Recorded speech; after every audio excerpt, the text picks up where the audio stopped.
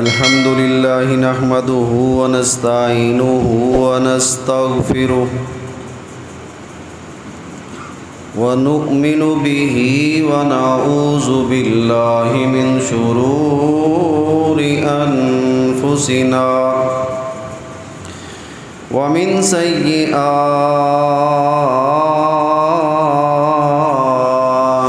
أعمالنا من يهده الله فلا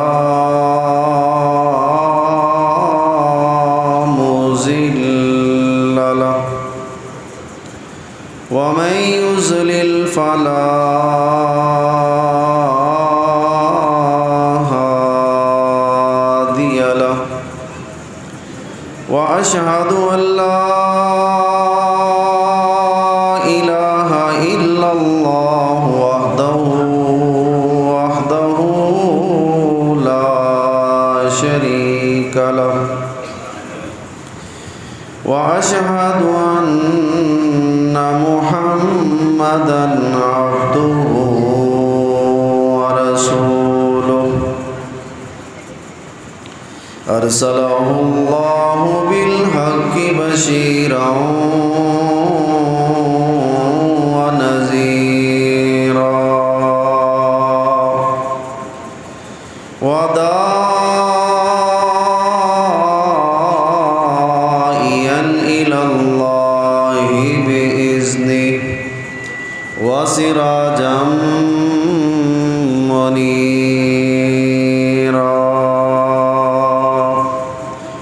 أما بعد فإن أصدق الحديث كتاب الله وخير الهدي هدي محمد صلى الله عليه وسلم وشر الأمور محدثاتها وكل محدثة بدعة وكل بدعة ضلالة وكل ضلالة في النار.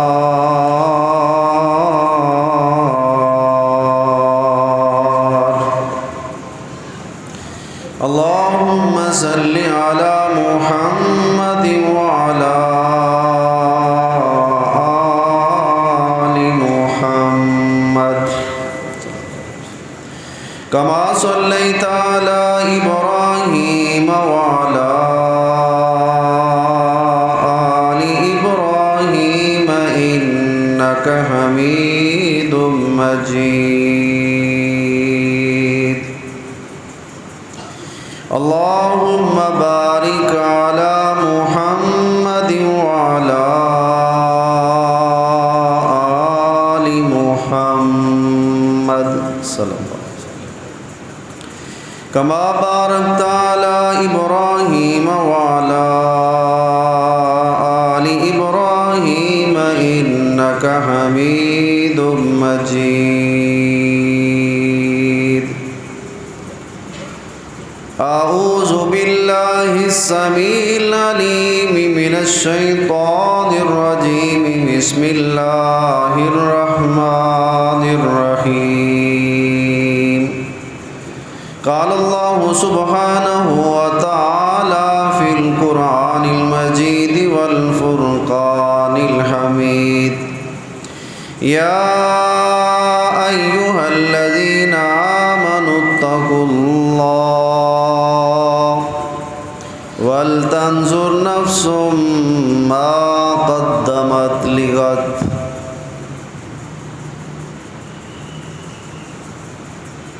یا الہی جب تک میرے بدن میں جان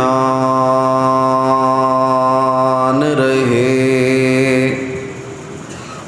میری تمنا یہ ہے کہ میری لب پہ تیرا قرآن رہے. میں رہوں یا نہ رہوں پر دل کی ہے یہ دعا،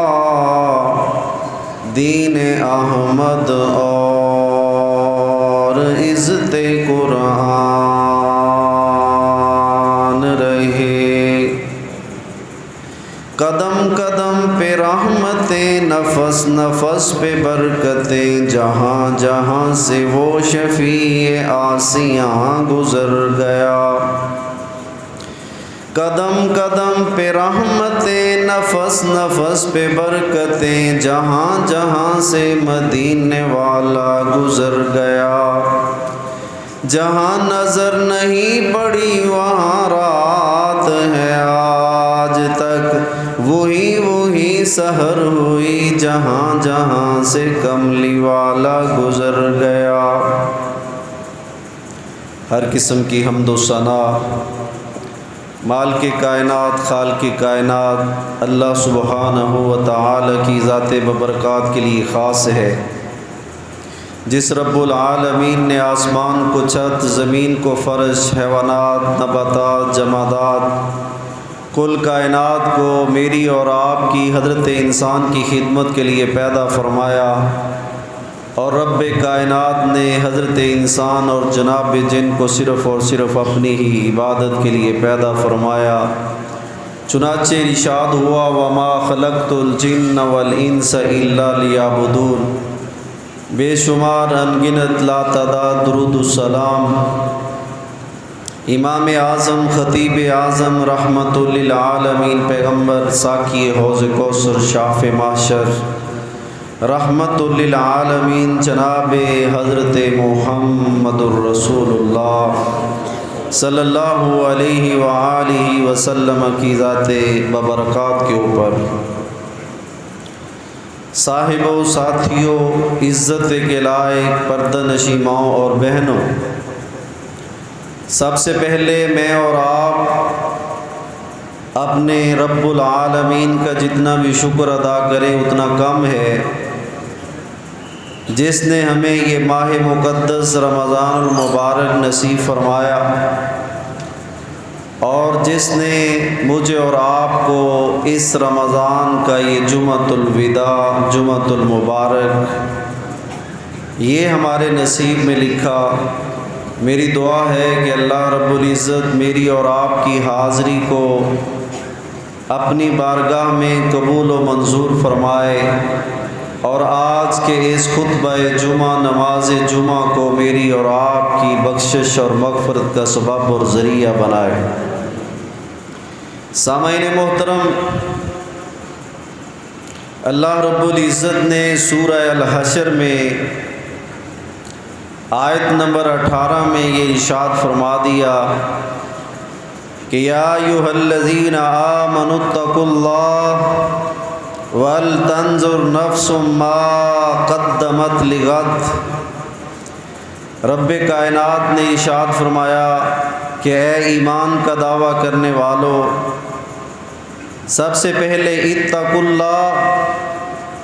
اپنے رب سے ڈر جاؤ، وَلْتَنْظُرْ نَفْسٌ مَّا قَدَّمَتْ لِغَدٍ، اور ہر انسان کو اس بات پہ غور و فکر کرنا ہوگا، ہر انسان کو اپنا آپ یہ اس بات کا محاسبہ کرنا ہوگا کہ ما قدمت لغد، کہ ہم نے اس عبدالآباد زندگی کے لیے، ہمیشہ اور باقی رہنے والی زندگی کے لیے، جس کو اسلام اور شریعت کی اصطلاح میں روز محشر، قیامت اور آخرت کہا جاتا ہے، ما قدمت لغد، اس ہمیشہ اور باقی زندگی رہنے والی کے لیے ہم نے آگے کیا بھیجا ہے۔ میرے بھائیوں، آج کی نشست میں اور آپ اپنا اپنا احتساب کریں گے، جائزہ لیں گے، اور اپنے گریبان میں یہ جھانکیں گے کہ اللہ رب العزت نے مجھے اور آپ کو یہ نیکیوں کا سیزن، نیکیوں کا موسم بہار رمضان المبارک کی صورت میں عطا کیا، جو آج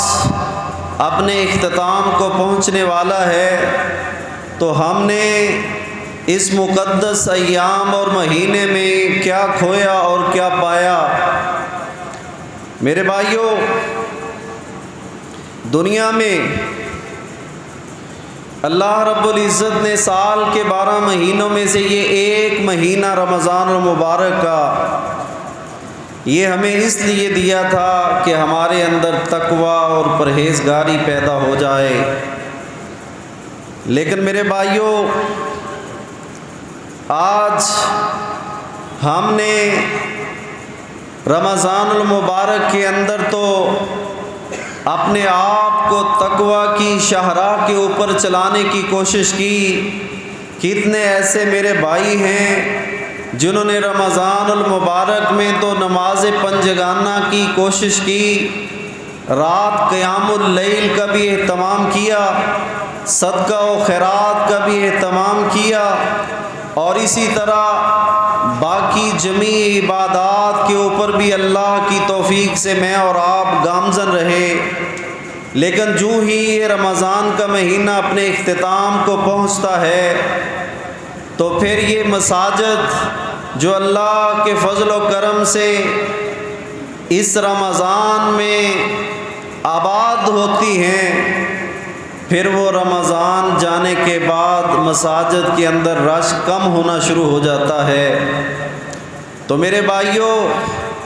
اس کا پھر مطلب یہ ہوا کہ جو رمضان المبارک کے مقاصد جو ذمہ داری ہماری بنتی تھی، ہم اس کو 100% ادا کرنے کے لیے تیار نہیں۔ میری دعا ہے کہ اللہ تعالیٰ جو ہم سے سستیاں، کمیاں اور کوتاہیاں ہوئیں، اللہ رب العزت ان سے صرف نظر فرمائے۔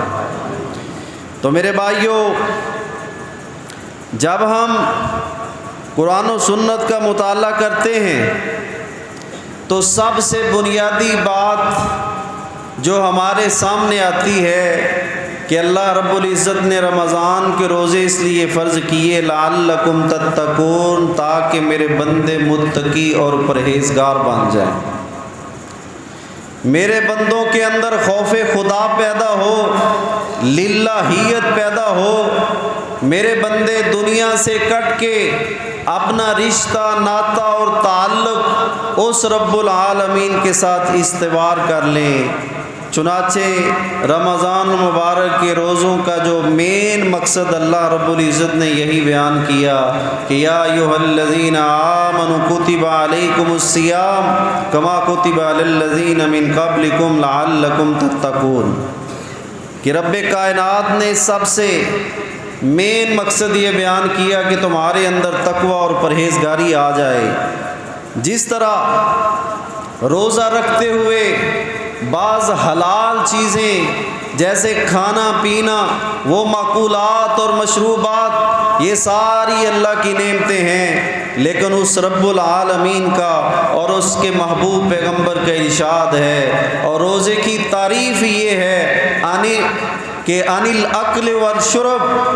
کہ صبح سے لے کے شام تک اپنے آپ کو کھانے اور پینے اور منہیات سے اپنے آپ کو محفوظ رکھنا اور روکنا۔ تو میرے بھائیوں، تو سب سے پہلے ہمیں اپنا یہ جائزہ لینا ہوگا کہ رمضان المبارک میں اور آپ اللہ کی توفیق اور اس کی رحمت سے وہ جو حلال چیزیں تھیں ان سے ہم رکتے رہے۔ تو یہ میسج اور پیغام ہے اللہ کا اپنے بندوں کے نام کہ میرے بندو، جب یہ رمضان المبارک کا مہینہ گزر جائے تو سال کے باقی 11 مہینوں کے اندر بھی آپ نے جو اللہ کی حرام کردہ چیزیں ہیں آپ نے ان سے بچ کے رہنا ہے اور اپنے آپ کو بچا کے رکھنا ہے۔ میرے بھائیوں، رمضان المبارک میں یہ تقوی، یہ پرہیزگاری، یہ روزے کا فلسفہ ہمیں یہ سکھاتا ہے کہ ہم نے اپنی خواہشات کے اوپر کس طرح کنٹرول کرنا ہے۔ میرے بھائیوں، خواہشات کے اوپر کس طرح کنٹرول کرنا ہے، تو جب رمضان المبارک گزر جائے تو ہمیں رمضان کا یہ فلسفہ اور رمضان کا یہ میسج ہمیں یہ درس اور سبق دیتا ہے کہ باقی 11 مہینوں کے اندر بھی آپ نے اپنی خواہشات نفس کے اوپر کنٹرول کرنا ہے۔ میرے بھائیوں، رمضان المبارک اور یہ روزہ اور یہ تقوی اور خواہشات کے اوپر کنٹرول، یہ روزہ ہمیں اس بات کا درس دیتا ہے کہ صبح سے لے کے آپ نے شام تک اپنے آپ کو بھوکا اور پیاسا رکھنا ہے۔ تو اللہ رب العزت یہ بتانا چاہتے ہیں کہ جس طرح تمہیں یہ فیل ہوتا ہے کہ بھوک کیا ہے، پیاس کیا ہے، میرے بھائیوں کتنے ایسے گھرانے، کتنے ایسے نوجوان ہیں جن کے اوپر اللہ کا خاص فضل اور کرم ہے، انہوں نے کبھی بھوک دیکھی نہیں، ان کے پاس مال و دولت کی فراوانی ہے۔ تو اللہ رب العزت ان امراء کو، ان صاحب حیثیت لوگوں کو یہ روزہ رکھوا کر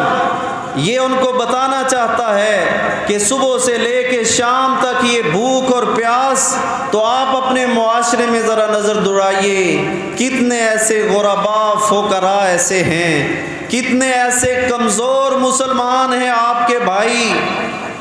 کہ جو فاقوں کے اندر زندگی گزارتے ہیں۔ تو ہمارا دین الدین والنصیحہ، کہ روزے کا یہ پیغام ہوتا ہے صبح سے لے کے شام تک یہ کھانے اور پینے سے رکنا اور یہ بھوک اور پیاس کو برداشت کرنا، کہ ہمارے دل کے اندر اپنے غریب مسلمانوں کے ساتھ ہمدردی اور خیر خواہی کا جذبہ پیدا ہو،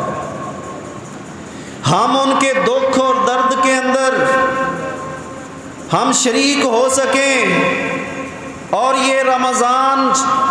یہ مواسات کا بھی مہینہ ہے۔ مواسات کا مطلب ہوتا ہے خیر خواہی اور ہمدردی کا بھی مہینہ ہوتا ہے۔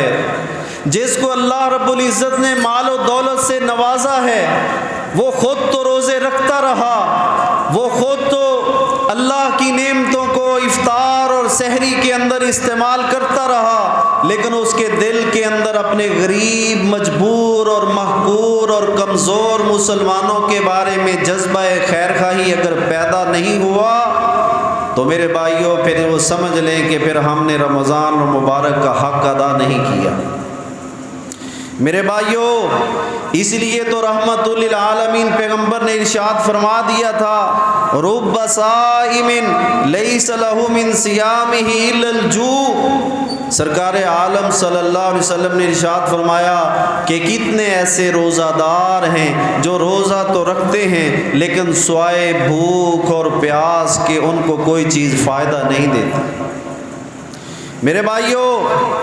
اور آپ صلی اللہ علیہ وسلم نے ارشاد فرمایا وَرُبَّ قَائِمٍ لَيْسَ لَهُ مِنْ قِيَامِهِ إِلَّا السَّحَرُ۔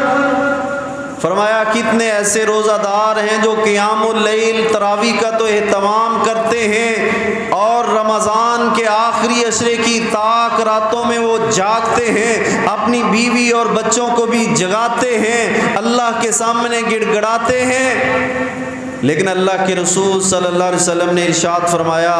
چونکہ ان کے دل کے اندر اپنے غریب، محقور، مجبور مسلمانوں کی ہمدردی اور خیر خواہی نہیں، تو اللہ کے رسول صلی اللہ علیہ وسلم نے فرمایا سوائے ان کو بیدار رہنے کے کوئی چیز فائدہ نہیں دیتی۔ میرے بھائیوں رمضان المبارک کا سب سے پہلا مقصد یہ تھا کہ حالت روزہ میں جس طرح ہم حلال چیزوں سے اپنے آپ کو روک کے رکھتے ہیں، تو جب یہ رمضان گزر جائے تو اللہ کی جو حرام کردہ چیزیں ہیں ان سے بھی بالاولیٰ اپنے آپ کو محفوظ فرمائیں۔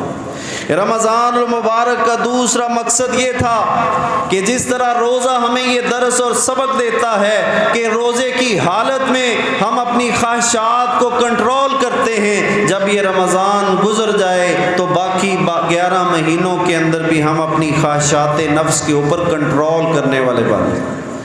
میرے بھائیوں رمضان المبارک کا تیسرا مقصد یہ تھا کہ جس طرح روزے کی حالت میں اور آپ روزہ دار اللہ کی توفیق سے اپنے باطن کو، اپنے ظاہر کو، اپنی جلوت اور خلوت کو اور ایون کے اپنے خیالات کو پاکیزہ رکھنے کی کوشش کرتے ہیں، کیونکہ انسان کے دل میں اللہ کا ڈر اور خوف ہوتا ہے کہ انسان کی جلوت اور خلوت، انسان کے شب و روز، لیل و نہار وہ پاکیزہ رہیں، تو میرے بھائیوں خیالات پاکیزہ رہیں۔ تو یہ رمضان ہمیں یہ درس دیتا ہے کہ جب میں رخصت ہو جاؤں تو باقی 11 مہینوں کے اندر بھی آپ نے اپنے خیالات اور جذبات، جلوت اور خلوت کو پاکیزہ رکھنا ہو۔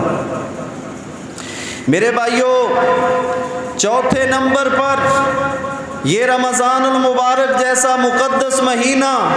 یہ ہمیں اس بات کا درس اور سبق دیتا ہے کہ جہاں اللہ کا حکم آ جائے، جہاں جناب محمد الرسول اللہ صلی اللہ علیہ وآلہ وسلم کا حکم آ جائے تو ایک مسلمان اللہ اور اس کے رسول کے حکم کے سامنے سر تسلیم خم کرتا ہے۔ اطاعت خدا اور اطاعت رسول اللہ صلی اللہ علیہ وسلم کا جذبہ یہ رمضان ہمارے اندر پیدا کرتا ہے۔ تو جب یہ مہینہ گزر جائے تو روزہ ہمیں اس بات کا درس اور سبق دیتا ہے کہ باقی 11 مہینوں کے اندر بھی آپ کے اندر یہی جذبہ ہونا چاہیے کہ جب اللہ کا حکم آ جائے یا محمد الرسول اللہ صلی اللہ علیہ وآلہ وسلم کا فرمان اور حکم آ جائے، ساری دنیا ناراض ہوتی ہے تو ہو جائے، ساری دنیا روٹتی ہے تو روٹ جائے، لیکن اللہ اور اس کے رسول کی اطاعت اور فرما برداری کے اوپر کوئی آنچ نہ آنے پائے۔ میرے بھائیوں رمضان المبارک اس میں کیا کھویا اور کیا پایا؟ 5ویں نمبر پہ یہ روزہ ہمیں مواسات، ہمدردی اور خیر خواہی اور یہ بھوک اور پیاس ہمیں اس بات کا درس اور سبق دیتی ہے کہ آپ نے اپنے دائیں بائیں اپنے معاشرے اور ماحول میں جو غرباء اور فقراء ہیں ان کی ضروریات کا خیال رکھنا۔ اگر ایک بندہ وہ صائم الدہر بھی بن جائے، ایک مہینہ کیا وہ پورے سال کے روزے رکھنے والا بن جائے، پورا سال کیا زندگی کے جتنے سال ہیں سارے روزے، اس کو صائم الدہر کہا جاتا ہے کہ جب تک وہ زندہ رہے وہ روزے کی حالت میں رہے۔ رب کعبہ کی قسم اٹھا کے کہتا ہوں اگر وہ اس کے دل کے اندر اپنے غریب مجبور محقور مسلمان اس کے ساتھ وہ اعانت اور تعاون ہمدردی اور خیر خواہی نہیں کرتا، زندگی بھر روزے رکھنے کا کوئی فائدہ نہیں۔ میرے بھائیوں اور اسی لیے اللہ کے رسول صلی اللہ علیہ وسلم نے یہ ارشاد فرمایا کہ جب آپ نے وہ گورنر مقرر کیے، وہ زکوٰۃ کا نظام مقرر کیا تو اس کا جو بنیادی ایلیمنٹ، اس کا جو بنیادی نقطہ نظر یہ تھا تُؤْخَذُ مِنْ أَغْنِيَائِهِمْ وَتُرَدُّ إِلَىٰ فُقَرَائِهِمْ کہ جو صاحب ثروت ہیں ان لوگوں سے زکوٰۃ اور عشر کے مال کو اکٹھا کیا جائے اور ایک منظم طریقے سے وَتُرَدُّ إِلَىٰ فُقَرَائِهِمْ وہ معاشرے کے مجبور اور محقور جو مسلمان ہیں غریب ان کے اوپر اس مال کو خرچ کیا جائے۔ میرے بھائیوں اسی طرح یہ رمضان المبارک ہمیں نیکیوں کی رغبت دلاتا ہے، نیکیوں کی ترغیب دلاتا ہے کہ ہم اس ماہ مقدس میں زیادہ سے زیادہ نیکیاں کرنے والے بن جائیں۔ اس لیے مجھے اللہ کے رسول صلی اللہ علیہ وسلم کی وہ صحیح حدیث یاد آئی، فرمایا وَنَادَ مُنَادٍ، ہر روز اللہ رب العزت ایک فرشتے کی ڈیوٹی لگاتے ہیں، وہ ہر روز یہ اعلان کرتا ہے، اس بات کی اناؤنسمنٹ کرتا ہے، وہ فرشتہ کہتا ہے یا باغی الخیر اقبل وَيَا بَاغِيَ الشَّرِّ اکثر، اے نیکیوں کی تلاش میں رہنے والے یہ نیکیوں کا موسم بہار ہے، اقبل، آپ اور کوشش کیجئے، ہمت کیجئے، سٹرگل کیجئے، محنت کیجئے، اس نیکیوں کے موسم بہار اور نیکیوں کو زیادہ سے زیادہ سمیٹنے کے لیے حاصل کرنے کے لیے فرشتہ کہتا ہے اقبل، اللہ کے بندو آگے بڑھو۔ اور جو بندہ رمضان میں تو یہ شیاطین جکڑ دیے جاتے ہیں، جہنم کے دروازوں کو بند کر دیا جاتا ہے، اللہ اپنی جنت کے دروازوں کو کھول دیتے ہیں، لیکن پھر بھی وہ برائی سے باز نہیں آتے۔ فرشتہ یہ اعلان کرتا ہے وَيَا الشر اکثر، اے برائی کی تلاش کرنے والے، برائی کی سٹرگل میں رہنے والے، اکثر، اب تو رک جا۔ یہ اللہ کی رحمتوں، برکتوں اور بخشوں کا ٹھاٹھے مارتا ہوا سمندر ہے، اب تو رک جا۔ تو میرے بھائیوں، یہ رمضان المبارک ہمیں نیکیوں کی ترغیب دلاتا ہے، لیکن کیا پایا کیا کھویا؟ صرف رمضان المبارک میں ہم نے نیکیاں نہیں کرنی، بلکہ اللہ مجھے اور آپ کو یہ زندگی دے، ہم اس بات کا یہ عہد کریں، اللہ سے اس بات کا وعدہ کریں کہ باقی 11 مہینے کیا، جب تک زندہ رہیں گے ہم اسی طرح نیکیوں کے اندر فاستبقوا الخیرات، بڑھ چڑھ کے نیکیاں کرتے رہیں گے انشاءاللہ۔ میرے بھائیوں، اس کے ساتھ ساتھ یہ رمضان المبارک ہمیں اس بات کا بھی درس اور پیغام دیتا ہے کہ تم نے اپنی زبان کی حفاظت کرنی ہے، زبان کا استعمال درست اور صحیح کرنا ہے۔ اس لیے اللہ کے رسول صلی اللہ علیہ وسلم نے ارشاد فرما دیا تھا، فرمایا مَن لَّمْ يَدَعْ قَوْلَ الزُّورِ وَالْعَمَلَ بِهِ فَلَيْسَ لِلَّهِ حَاجَةٌ أَن يَدَعَ طَعَامَهُ وَشَرَابَهُ۔ اگر ہم اپنی زبان کی حفاظت نہیں کرتے، ہم اپنی آنکھوں کی حفاظت نہیں کرتے، ہم اپنے کانوں کی حفاظت نہیں کرتے، ہم اپنے دل اور دماغ کی حفاظت نہیں کرتے، ہم اپنے پورے اعضاء، پورے جوارے کی حفاظت نہیں کرتے، تو اللہ کے رسول صلی اللہ علیہ وسلم نے پھر ارشاد فرما دیا تھا کہ جو بندہ فضول اور واہیات قسم لغو چیزوں کو نہیں چھوڑتا، زبان کی حفاظت نہیں کرتا، کان اور آنکھ کا بھی روزہ ہے اس کی حفاظت نہیں کرتا، فرمایا فَلَيْسَ لِلَّهِ حَاجَةٌ أَن يَدَعَ طَعَامَهُ وَشَرَابَهُ، فرمایا اللہ کو اس بندے کے بھوکے اور پیاسے رہنے کی کوئی ضرورت نہیں۔ میرے بھائیوں، یہ رمضان المبارک ہمیں یہ پیغام دیتا ہے کہ ہم نے جس طرح زبان کی حفاظت، اللہ کے رسول صلی اللہ علیہ وسلم نے ارشاد فرمایا میری امت کے لوگوں، میرے صحابہ، جو بندہ مجھے 2 چیزوں کی ضمانت دے دے، فرمایا میں اللہ کا نبی اور رسول اس کو جنت کی ضمانت دیتا ہوں، جنت کی ضمانت۔ میرے بھائیوں، ان 2 چیزوں میں سے ایک زبان بھی آتی ہے۔ اللہ کے رسول صلی اللہ علیہ وسلم نے فرمایا من یضمن لی ما بین لحییہ وما بین رجلیہ اضمن لہ الجنہ۔ صحیح حدیث ہے، اللہ کے رسول کا سچا فرمان ہے،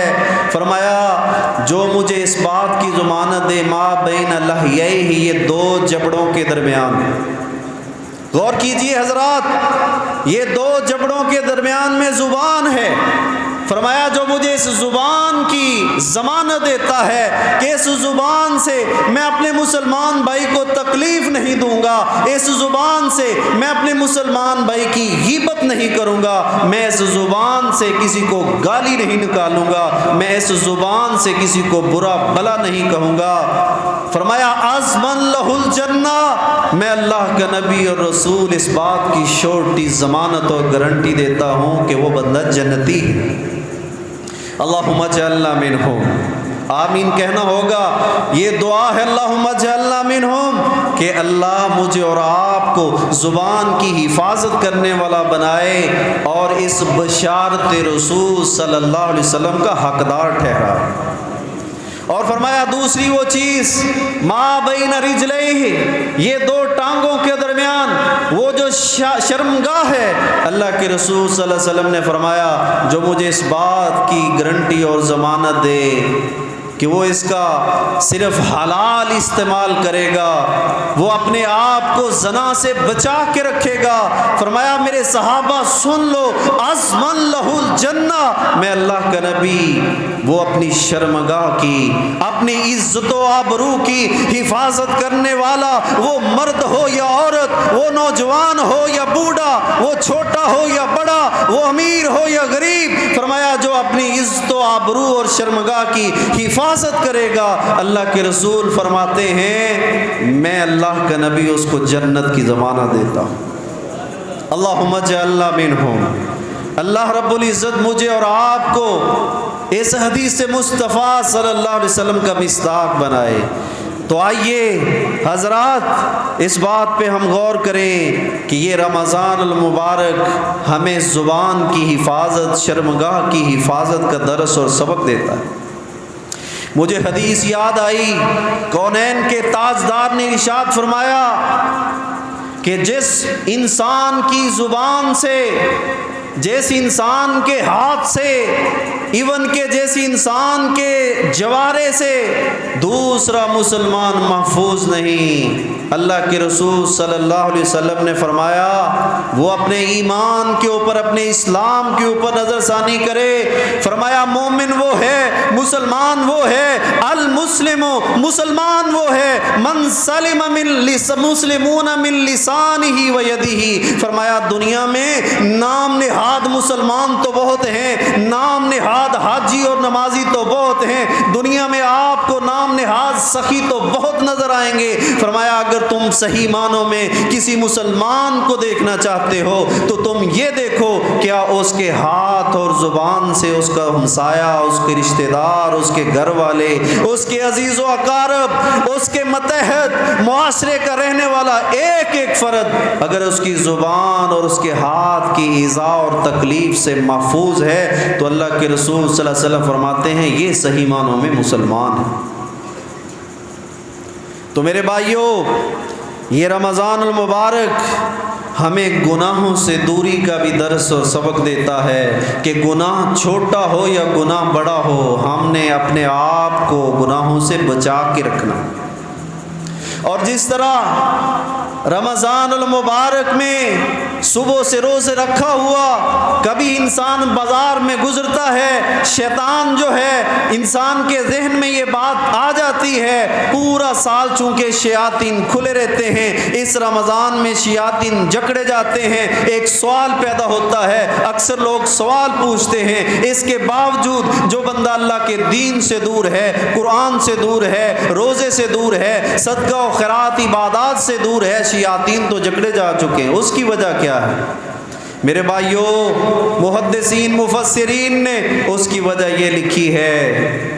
اللہ کے رسول صلی اللہ علیہ وسلم کا فرمان تو 100% کیا 1000% حق اور سچ کے اوپر مبنی ہے کہ وسلسلۃ الشیاطین، رمضان میں شیاطین کو جکڑ دیا جاتا ہے، نو ڈاؤٹ، اس میں کوئی شک و شبہ کی گنجائش نہیں۔ لیکن یہ بندے کی بدقسمتی ہے، پورا سال اللہ کی بغاوت اور نافرمانی کے کام کر کر کے اس کا مزاج اس طرح کا بن چکا ہے، اس کی نیچر اور فطرت اس طرح کی بن چکی ہے کہ وہ رمضان اور مبارک کے اندر بھی وہی کام کرتا ہے جو رمضان کے علاوہ کرتا ہے۔ تو میرے بھائیوں، رمضان ہمیں اس بات کا پیغام دیتا ہے کہ جس طرح تم اپنے آپ کو رمضان و مبارک کے مہینوں میں چھوٹے اور بڑے گناہوں سے بچا کے رکھتے ہو، کہیں میرا روزہ ضائع نہ ہو جائے، کہیں میرا رب میرے پہ ناراض نہ ہو جائے، میرے رب نے اس بات سے مجھے منع کر دیا ہے، اس چیز کا خیال، اللہ کا خوف اور ڈر یہ ذہن میں رکھتے ہوئے تنہائی میں، جلوت اور خلوت میں اگر کوئی آپ کی وہ گناہ کا کام بھی نظر آتا ہے، اس سے ہم اپنے آپ کو روکتے ہیں، تو یہ رمضان کہتا ہے کیا کھویا اور کیا پایا، سال کے باقی مہینے، باقی زندگی کے اندر بھی تم نے اپنے آپ کو چھوٹے اور بڑے گناہوں سے بچا کے رکھنا۔ اللہ مجھے آپ کو یہ توفیق عطا فرمائے۔ میرے بھائیوں، یہ رمضان ہمیں ہمدردی اور خیر خواہی کا سبق بھی دیتا ہے کہ ہم اپنی خوشیوں کے اندر اپنے مجبور، محقور، مظلوم مسلمانوں کو شامل کریں۔ تو یہ جو فلسفہ ہے، رمضان جب گزر جائے باقی 11 مہینوں کے اندر بھی اگر ہماری یہ کیفیت اور حالت ہوگی کہ ہم ہمدردی اور خیر خواہی کرنے والے بن جائیں گے تو رب کعبہ کی قسم پھر سمجھ لیجئے اللہ کا ہم پہ فضل اور کرم ہے، ہم اللہ کے محبوب بندے ہیں۔ میرے بھائیوں، اللہ کے رسول صلی اللہ علیہ وسلم نے اس کی مثال حدیث مبارکہ میں یوں بیان کی، فرمایا پوری دنیا کے رہنے والے مسلمان جن کا رشتہ اور ناطہ لا الہ الا اللہ محمد الرسول اللہ ہے، میرے بھائیوں اگر ہندو بنیا کشمیر، مقبوضہ کشمیر میں ہمارے مسلمان بھائیوں کے اوپر ظلم اور زیادتی کرے تو ہم پاکستان میں رہتے ہوئے ہمارے دل کے اندر ایک تڑپ، ہمارے دل جو ہے وہ رونٹے کھڑے ہو جاتے ہیں، دل کے اندر ملال پیدا ہو۔ کشمیریوں سے رشتہ کیا، لا الہ الا اللہ کی صرف لفظی نہیں صحیح معنوں میں صدائیں بلند ہوں۔ اگر فلسطین کے اندر آپ نے چند دن پہلے دیکھا، یہی رمضان المبارک سن 2023 تھا، وہ مسلمان فلسطینی، میری مائیں اور بہنیں، وہ خواتین اور بچے اور بوڑھے اور نوجوان وہ روزے کی حالت میں تھے۔ اسی رمضان کے اندر آپ نے دیکھا ہوگا سوشل میڈیا پہ کہ ان فلسطینی مسلمانوں کے اوپر قبلہ اول بیت المقدس کے اندر، جس کے بارے میں رحمت للعالمین پیغمبر نے یہ ارشاد فرما دیا تھا کہ دنیا میں سب سے بہترین جگہ وہ ہے، وہ اللہ کا گھر ہے۔ میرے دوستو، پوری دنیا کی جتنی مساجد ہیں وہ ساری بیت اللہ کی بیٹیاں ہیں، وہ ساری بیت المقدس کی بیٹیاں ہیں۔ اسی مہینے کے اندر ان کے اوپر ظلم اور بربریت کے پہاڑ توڑے گئے، ہمارے فلسطینی مسلمانوں کو شہید کیا گیا۔ میرے بھائیوں، یہ رمضان ہمیں ہمدردی اور خیر خواہی، اپنے مظلوم مسلمان بھائیوں کے ساتھ کھڑا ہونے کا یہ درس اور سبق اور پیغام دیتا ہے۔ اگر ہمارے اندر یہ جذبہ، یہ شوق ہمارے اندر پیدا نہ ہو تو پھر معاف کرنا، نہ پھر ہم نے رمضان کا حق ادا کیا ہے، نہ ہم نے مسلمان ہونے کا حق ادا کیا۔ میرے دوستو، میرے بزرگوں، یہ رمضان المبارک ہمیں جذبہ اخوت پیدا کرتا ہے۔ اس لیے ڈاکٹر علامہ اقبال نے کہا تھا کہ مسلمان جب ان کے اندر جذبہ اخوت پیدا ہوتا ہے تو پھر یہ جذبہ ہمیں رنگ اور نسل سے آزاد کرتا ہے، یہ جذبہ ہمیں کالے اور گورے سے آزادی دلاتا ہے، یہ امیری اور غریبی کی جو زنجیریں ہیں ان کو توڑتا ہے۔ ہم ایک ہی صف میں کھڑے ہوتے ہیں، ایک ہی صف میں کھڑے ہو گئے، محمود و ایاز نہ کوئی بندہ رہا نہ بندہ نواز۔ میرے بھائیوں، اور اللہ کا قرآن کہتا ہے انما المؤمنون اخوہ، فرمایا کہ رمضان ہو یا غیر رمضان ہو تم آپس میں ایک دوسرے کے بھائی بھائی ہو۔ میرے بھائیوں، میں یہاں ایک واقعہ صرف اشارتاً کر کے کہ یہ رمضان ہمیں جذبہ اخوت کا درس دیتا ہے۔ آئیے 1400 سال پہلے یہ جذبہ اخوت کیا تھا؟ جب اللہ کے رسول صلی اللہ علیہ وسلم نے ہجرت کی، مکہ کو چھوڑا، مدینہ میں پہنچے، اور آپ صلی اللہ علیہ وسلم کے ساتھ آپ کے اصحاب بھی مکہ کو چھوڑ کے مدینہ میں پہنچے۔ میرے بھائیوں، کیوں نہ ہو اسلام ممتاز دنیا بھر کے دینوں میں، وہاں مذہب کتابوں میں، یہاں قرآن سینوں میں، یہاں حدیث سینوں میں، کیا بات، کیسا سنہری دور ہے۔ اللہ کے رسول صلی اللہ علیہ وسلم نے مدینہ طیبہ میں انصار اور مہاجرین کو جمع کیا، اور آج اسلام کی وہ سنہری کرنیں، وہ سنہری حروف کے ساتھ وہ لکھا ہوئی وہ بات کہ اللہ کے رسول صلی اللہ علیہ وسلم نے مواخات کا رشتہ قائم کیا۔ کس چیز کا رشتہ؟ مواخات مدینہ، یہ ٹاپک اور موضوع یہ اٹھائیے، گوگل پہ جائیے، فرسٹ ایئر سیکنڈ ایئر کی بکس کو اٹھائیے، وہاں پہ یہ سرچ کیجئے کہ مواخات مدینہ کیا ہے۔ اللہ کے رسول صلی اللہ علیہ وسلم نے انصار اور مہاجرین کو آپس میں ایک دوسرے کا بھائی بنایا۔ میرے بھائیوں، کتنے افسوس کی بات ہے، کتنے رونے کا مقام ہے۔ اللہ کی قسم، ہم ایک ماں کے پیٹ سے پیدا ہونے والے، ہم ایک باپ کی صلب سے پیدا ہونے والے، میرے بھائیوں آج ہمارے درمیان اتنے اختلافات، اور پھر ہم روزہ بھی رکھتے ہیں اور دل میں نفاق بھی رکھیں، روزہ بھی رکھیں، اختلاف بھی رکھیں، روزہ بھی رکھیں، بغض اور حسد کی آگ وہ ہمارے اندر جل رہی ہو، تو میرے بھائیوں اس کا تو پھر کوئی فائدہ نہیں۔ اللہ کے رسول صلی اللہ علیہ وسلم نے حضرت سعد بن ربیع الانصاری رضی اللہ تعالی عنہ، یاد کر لیجئے، یہ عظیم الشان صحابی، یہ انصاری صحابی، حضرت عبد الرحمن ابن عوف رضی اللہ تعالی عنہ، یہ مہاجر ہیں۔ آپ صلی اللہ علیہ وسلم نے ارشاد فرمایا کہ سعد بن ربیع، یہ عبد الرحمن بن عوف، یہ مکہ سے لٹا پٹا ہوا یہ مہاجر، آج کے بعد یہ آپ کا بھائی ہے۔ یہ مواخات کا رشتہ قائم ہوا۔ آج ہم اپنا جائزہ لیں، اپنا احتساب کریں، ہم اپنے آپ کو مسلمان سمجھتے ہیں اور اسلام سے ہم آج کوسوں دور ہیں۔ میرے بھائیوں، جب مواخات کا رشتہ قائم ہوا تو چشم فلک نے پھر وہ دن دیکھا، حضرت سعد ابن ربیع رضی اللہ تعالی عنہ انصاری اپنے مہاجر بھائی، اللہ اکبر، ان کو کہنے لگے عبد الرحمن بن عوف رضی اللہ تعالی عنہ کو کہ اللہ کے رسول نے تجھے میرا بھائی بنایا ہے، یہ میری جتنی بھی پراپرٹی جائیداد بینک بیلنس ہے، آج کے بعد آدھا تیرا ہے اور آدھا میرا ہے۔ اللہ اکبر۔ اور ان کی 2 شادیاں تھیں۔ اس مواخات مدینہ سے قبل جاؤ تاریخ اسلام کو اٹھا کے دیکھو، آج ہمیں فرصت کہاں۔ وہ اقبال نے جب یورپ اور جرمنی اور انگلستان کے اندر ہمارے اکابرین اور مسلمانوں کا وہ ذخیرہ احادیث، وہ کتابوں کو دیکھا تو اس نے پھر کہا تھا کہ میرا جو دل ہے وہ سیخ پارا ہوتا ہے کہ جب میں اپنے اسلاف کی اس وراثت کو یورپ کی لائبریریوں میں دیکھتا۔ میرے بھائیوں، سعد بن ربیع رضی اللہ عنہ کہنے لگے میری 2 بیویاں ہیں،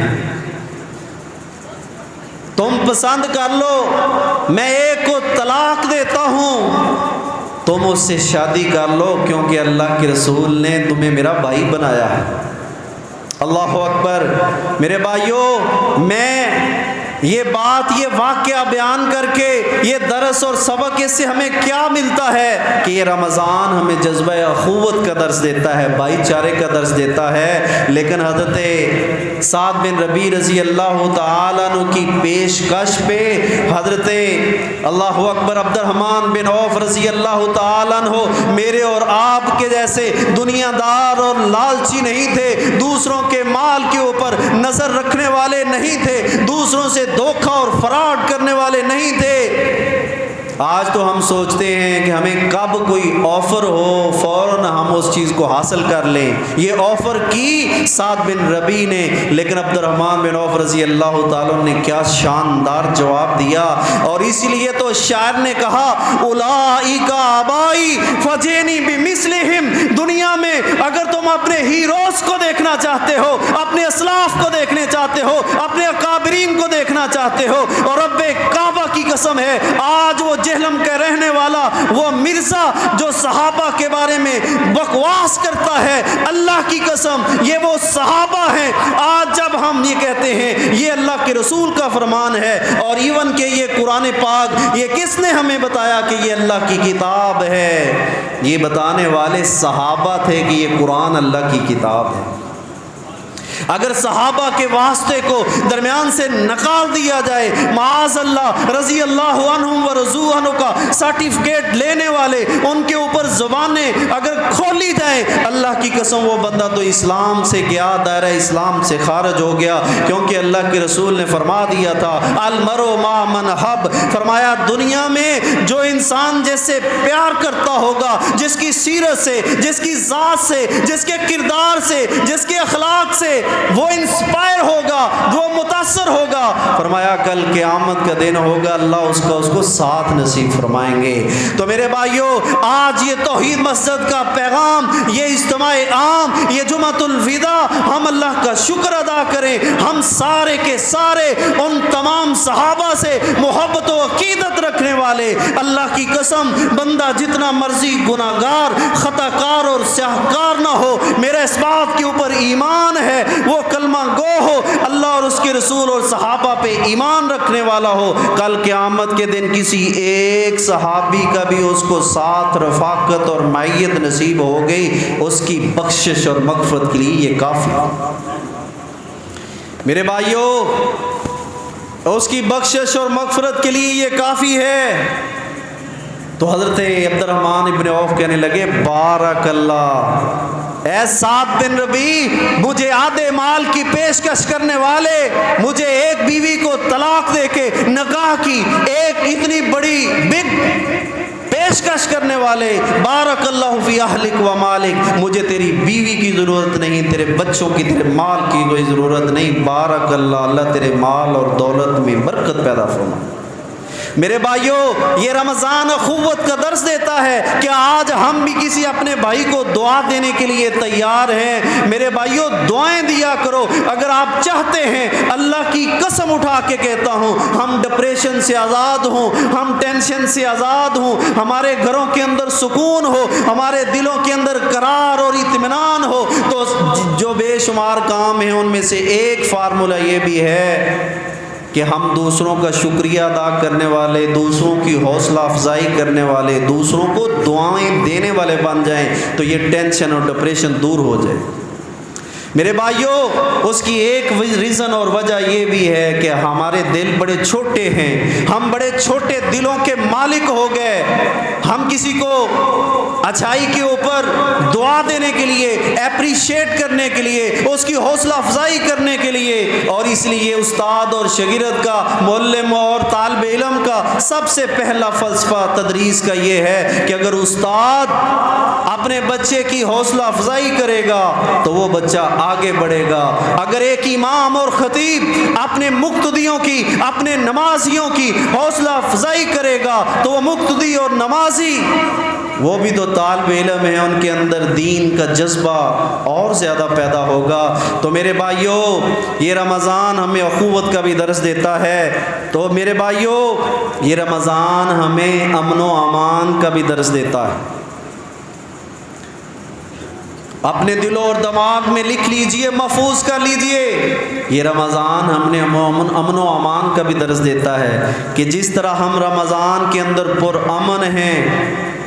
ہمارے اندر، ہر مسلمان کے اندر اپنے دوسرے مسلمان بھائیوں کے بارے میں اچھے جذبات ہیں، کوئی لڑائی اور جھگڑا نہیں، لڑائی اور جھگڑے سے ہمارا دین ہمیں روکتا ہے۔ اگر کوئی لڑنا بھی چاہے، کوئی انسان گالی گلوچ بھی دینا چاہے، تو ہمارا دین یہ کہتا ہے آپ صرف یہ کہیں کہ انی صائم، میرے بھائی میں تو روزہ دار ہوں۔ جو روزہ دار ہوتا ہے وہ گالی کا جواب گالی سے نہیں دیتا، وہ بد امنی کا جواب بد امنی سے نہیں بلکہ پیسفل امن سے جواب دیتا۔ تو میرے بھائیوں، یہ رمضان المبارک ہمیں اس بات کا درس دیتا ہے کہ فرائض تو پڑھنے ہی پڑھنے ہیں، نوافل، یہ قیام اللیل، یہ نوافل، یہ نماز تراویح۔ تو میرے دوستو، میرے بزرگوں، اس میں فلسفہ یہ ہے کہ سال کے باقی 11 مہینوں کے اندر بھی ہمیں اسی طرح فرائض کا اہتمام کرنا ہوگا اور اسی طرح ہی نفل و نوافل کا اہتمام کرنا۔ یہ نہیں کہ رمضان چلا گیا اور ہم بھی دین سے چلے گئے، یہ کوئی مسلمانی نہیں۔ میرے بھائیوں، یہ رمضان المبارک ہمیں یہ درس دیتا ہے کہ اپنے اللہ سے اپنے آپ کے لیے معافی کا سرٹیفکیٹ حاصل کریں، اپنے رب سے معافی کا سرٹیفکیٹ حاصل کریں میرے بھائیوں۔ اس لیے تو حدیث مصطفیٰ ہے، اللہ کے رسول صلی اللہ علیہ وسلم نے فرمایا کہ جب آپ نے ممبر کے اوپر پہلی سیڑھی پہ آمین، دوسری پہ، تیسری پہ، ان میں سے ایک یہ بھی تھا کہ جس انسان کی زندگی میں یہ ماہ مقدس آ جائے وہ اپنے رب سے رو کے گڑ گڑا کے تنہائی میں اجتماعی طور پہ اپنے اللہ سے اپنے گناہوں کی معافی نہ کروا سکا، اپنے آپ کو گناہوں سے پاک نہ کروا سکا، اپنے گناہ بخشا نہ سکا، فرمایا اللہ کے رسول صلی اللہ علیہ وسلم نے کہ وہ بندہ پھر اللہ سے رحمت سے بہت دور ہے۔ گویا کہ اس نے رمضان المبارک کا حق ادا ہی نہیں کیا، وما قدر اللہ حق قدری، اس نے اپنے رب کو اس طرح رمضان میں بھی نہیں پہچانا جس طرح قدر کا حق تھا۔ میرے بھائیوں، ہم رمضان میں بھی آج اللہ کی قسم ہمارے پاس شام تک کا وقت ہے، یہ چند گھنٹے ہیں، مجھ سمیت سب سے پہلے میں اپنے آپ کو مخاطب ہوں، پھر میں آپ کو مخاطب ہوں۔ اگر ہمارے ان 30 دنوں میں کوئی کمیاں کوتاہیاں رہ گئیں، اگر ہماری آنکھ سے اللہ کے خوف کا آنسو نہیں نکلا تو میرے بھائیے جب ہم یہاں سے پلٹیں گے جاؤ تنہائی کے اندر، میرے بھائیوں پھر ہم وہاں تنہائی کے اندر بیٹھ کے اپنے گناہوں کو یاد کریں، ہو سکتا ہے یہ زندگی کا آخری رمضان ہو میرے بھائیوں، تو پھر ہم وہاں پہ روئیں، کرلائیں، گڑ گڑائیں اللہ کے حضور۔ اور اللہ کے رسول صلی اللہ علیہ وسلم نے تو یہاں تک فرما دیا تھا جو ایک بندہ روتا ہے اللہ اس کو بھی معاف فرما دیتے ہیں، اور ایک بندہ ہے اس کے شقی القلب دل کی سختی کی وجہ سے اگر اس کو رونا نہیں آتا وہ اپنے منہ کو ٹیڑھا میڑھا کرتا ہے، اللہ اس کو بھی معاف فرما۔ تو میرے بھائیوں آخر میں شیخ الاسلام امام ابن تیمیہ رحمت اللہ علیہ رحمتم واسعہ، یہاں میں تمام اپنے بھائیوں کو ان کے نالج میں یہ اضافہ کر دوں، اسلام کی تاریخ میں، محدثین کی تاریخ میں سب سے پہلے یہ شیخ الاسلام کا جو ایک لقب ہے، یہ شیخ الاسلام کا جو لفظ ہے، یہ سب سے پہلے جن کے لیے استعمال ہوا وہ امام ابن تیمیہ رحمۃ اللہ علیہ تھے، جن کو اسلام کی تاریخ میں شیخ الاسلام کہا جاتا ہے۔ یہ 21ویں صدی میں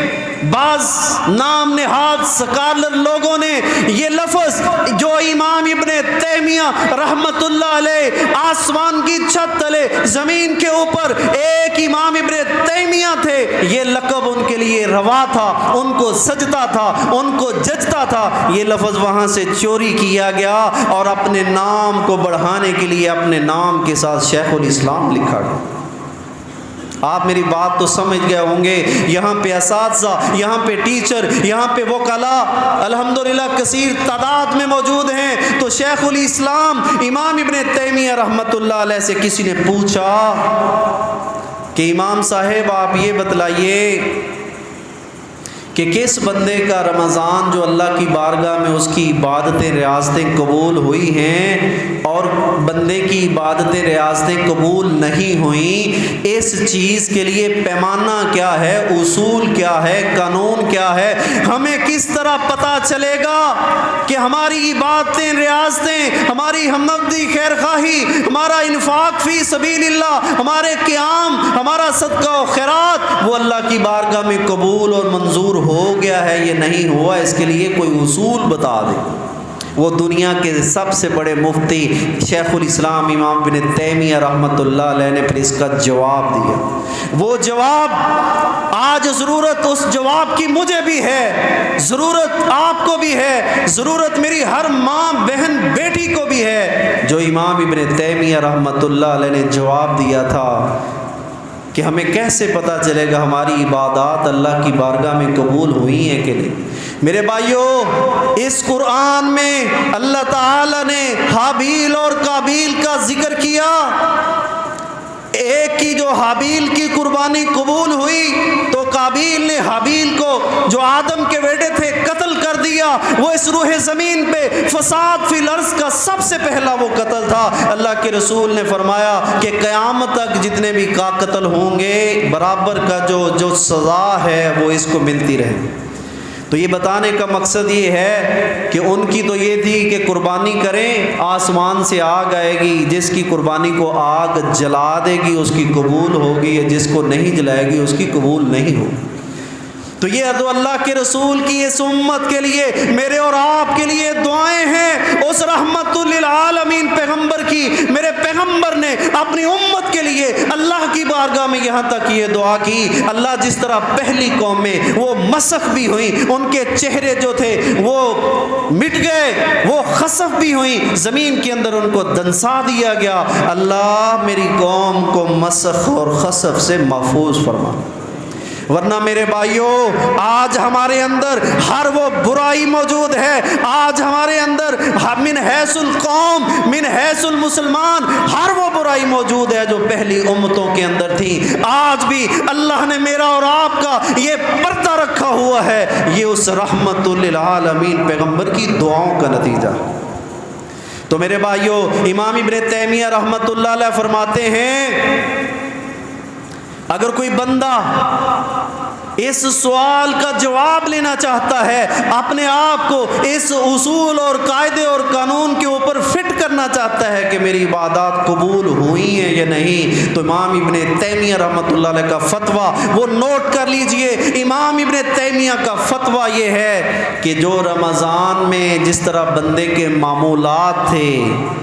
قیام تھا, رکوع تھا, سجدہ تھا, تشہد تھا, صدقہ تھا, خیرات تھا, توبہ تھی, استغفار تھی, تلاوت تھی, نفل و نوافل تھے, ہمدردی تھی, خیر خواہی تھی, اگر یہ جذبہ رمضان کے بعد تمہارے اندر پیدا رہے تو پھر آپ سمجھ لیجئے کہ اللہ نے رمضان کی عبادت کو قبول کر لیا ہے. اگر امام ابن تیمیہ یہ فتویٰ دیتے ہیں کہ اگر رمضان کے بعد تم ان ساری چیزوں کے اندر اپنے آپ کی کمی محسوس کرو, اپنے جو نمبرز ہیں, اپنا جو لیول ہے ایمان کا وہ ڈیڈ لیول پہ آ جائے, تو امام ابن تیمیہ رحمت اللہ علیہ کہتے ہیں پھر امام کا فتویٰ قرآن و سنت کی روشنی میں یہ ہے کہ اللہ نے اس کی رمضان کی عبادتوں کو بھی قبول نہیں کیا. میرے بھائیوں آخر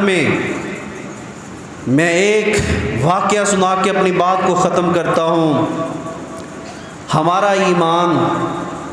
اور کہاں صحابہ کا ایمان, کیا کھویا کیا پایا. میرے بھائیوں باقی جتنی چیزیں وقت اجازت دیتا کہ میں ریپیٹ کروں, میں نے وہ سارے ایلیمنٹ اللہ کے فضل و کرم اس کی رحمت سے آپ کے سامنے گنوائے اور رکھے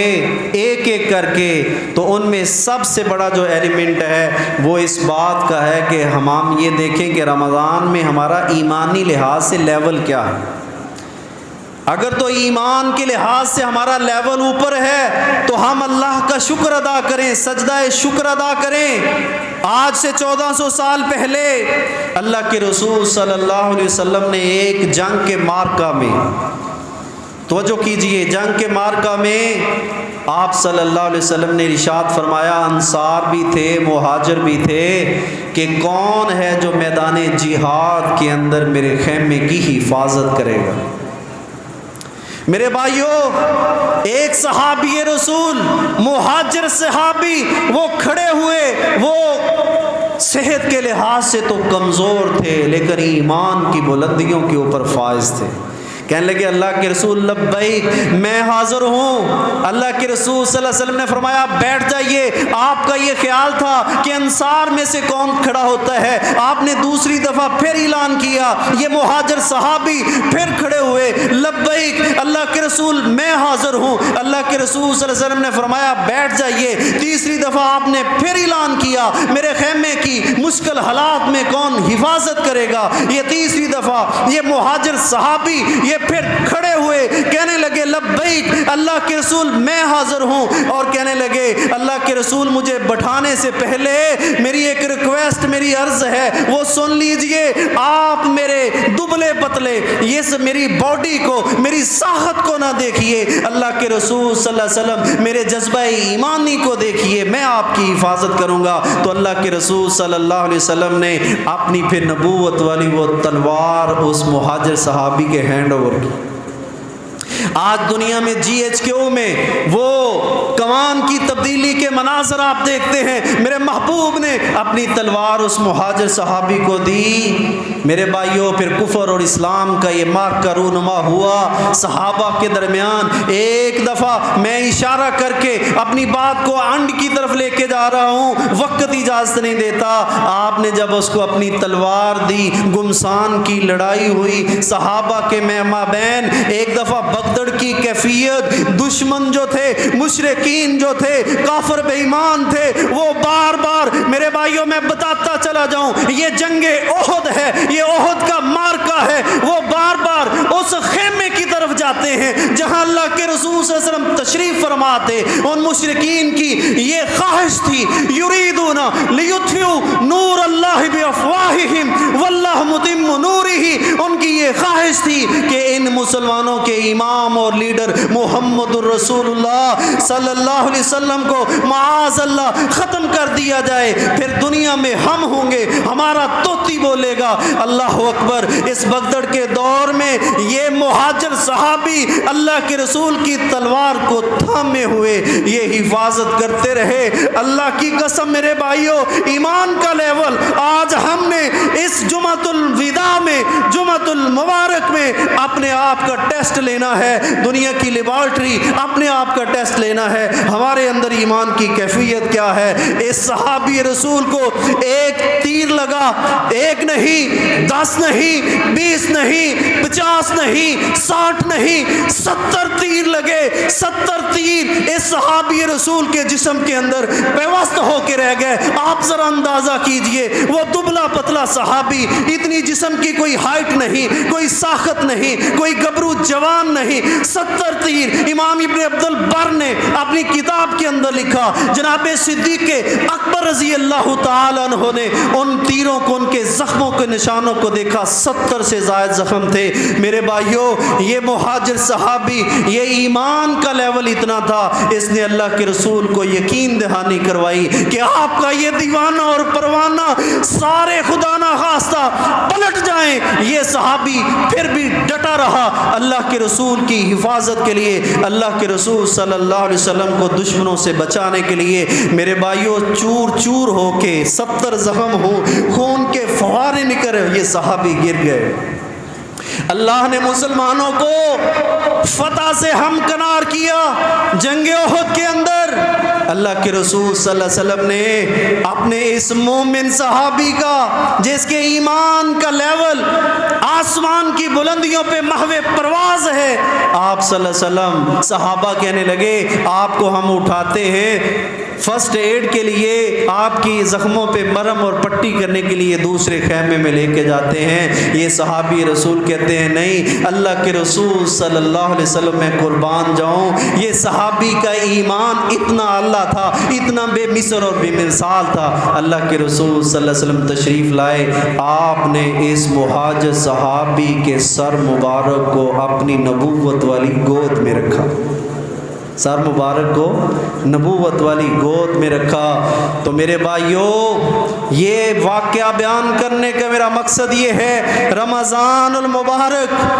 ہمیں اس بات کا درس اور سبق دیتا ہے کہ جب قرآن پڑھا جائے، قرآن سنا جائے، ہماری یہ کیفیت ہو جو قرآن نے بیان کی ہے، اذا تلیت علیہم آیاتہ زادتہم ایمانا۔ میرے وہ بندے ہیں جب وہ قرآن کو پڑھتے ہیں، اس کے ترجمے تفسیر پہ غور کرتے ہیں، زادتہم ایمانا، وہ رنگ کا کالا ہو، وہ غریب ہو، وہ معاشرے کا پسا ہوا ہو، لیکن اس کے ایمان کے اندر اضافہ ہوتا ہے کیا کھویا کیا پایا۔ اگر تو رمضان میں ہماری یہ ایمان کی کیفیت ہے، یہ کیفیت باقی 11 مہینوں کے اندر بھی اس طرح رہی، ہمارے ایمان میں مسلسل اضافہ ہوتا چلا گیا، ہمارے زمین جو بنجر ہے وہ قرآن کی برکت سے وہ سیراب ہوتی رہی، تو اللہ کی قسم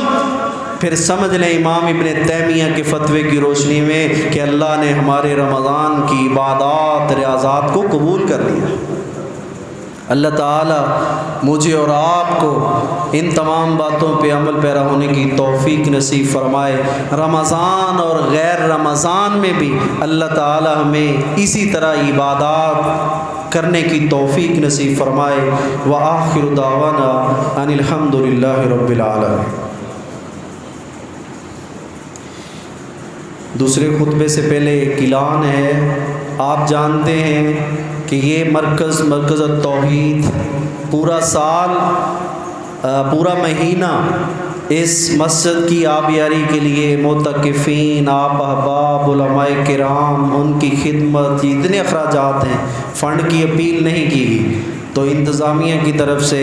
یہ پرزور اپیل ہے کہ آپ اس جمعۃ الوداع میں اپنے بہترین مالوں کو اس بہترین مصرف کے اوپر صرف کیجیے۔ اللہ تعالیٰ آپ کے مال اور جان میں برکت پیدا فرمائے۔ وآخر دعوانا الحمد للہ رب العالمین۔